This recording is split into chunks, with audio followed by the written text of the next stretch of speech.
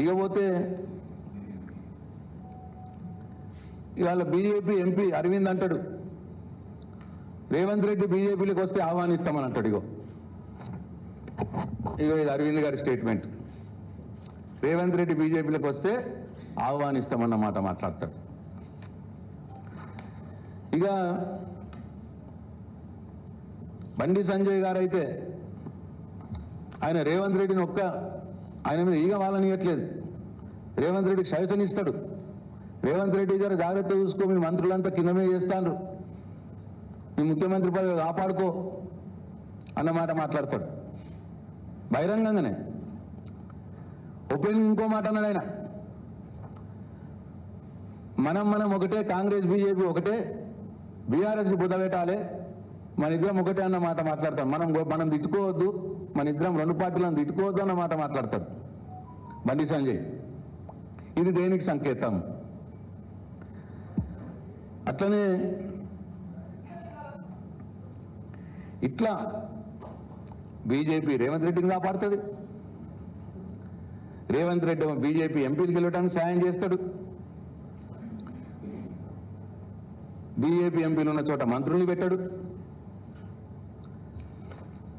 మరి ఇవన్నీ ఉదంతాలు చూస్తే ఏమర్థమవుతున్నది? తెలంగాణ రాష్ట్రంలో రేవంత్ రెడ్డి బీజేపీ ఒకటే. ఇన్ని ఉదాహరణలు ఉన్నాయి. అట్లనే మొన్నటికి మొన్న ఈ ముఖ్యమంత్రి ఓపెన్గా చెప్తా ఉన్నాడుగా, ఏమైనా వెనక ముందు కూడా ఆలోచిస్తలేడు. నేను బీజేపీ స్కూల్లో చదువుకున్నా అంటున్నాడు ఆయన. బీజేపీ స్కూల్లో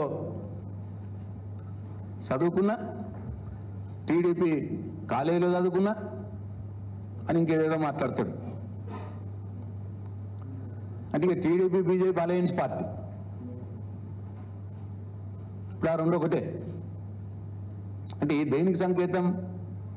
హైదరాబాద్ అన్నాడు మొన్న ఎప్పుడో. హైదరాబాద్ అన్నది మోడీకి వినిపించిందో లేదో అని చెప్పి నిన్న ఢిల్లీలో కూడా మళ్ళీ అదే మాట మాట్లాడుతున్నాడు ముఖ్యమంత్రి రేవంత్ రెడ్డి గారు.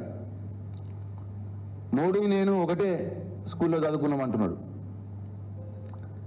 నేను బీజేపీ స్కూల్లో చదువుకున్నా, కాలేజ్ ఏమో టీడీపీ. అంటే హైదరాబాద్లో చెప్తే వినడం అని చెప్పి మళ్ళీ ఢిల్లీలో పోయి చెప్పి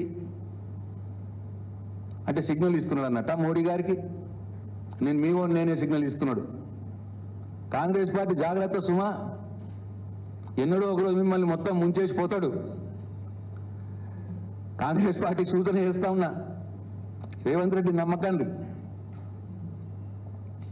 ఓపెన్గా చెప్తున్నాడు. నేను ఢిల్లీలో కూడా చెప్పొచ్చింది. ఢిల్లీలో మీడియా ఉంటుంది కదా, ఢిల్లీ పేపర్లలో వస్తే ప్రధానమంత్రి గారు చూస్తారని చెప్పి. ఇట్లా వీళ్ళిద్దరూ రేవంత్ రెడ్డి బీజేపీ ఒకటై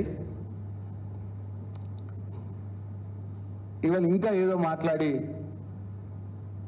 డైవర్షన్ పాలిటిక్స్ చేయాలనే ప్రయత్నం చేస్తూ ఉన్నాడు.